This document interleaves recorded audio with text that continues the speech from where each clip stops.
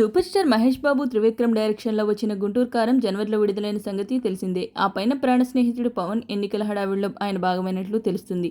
ప్రస్తుతం Pawan deputy CM అయిన నేపథ్యంలో దర్శకుడు త్రివిక్రమ్ శ్రీనివాస్ విరామం తీసుకున్నారు.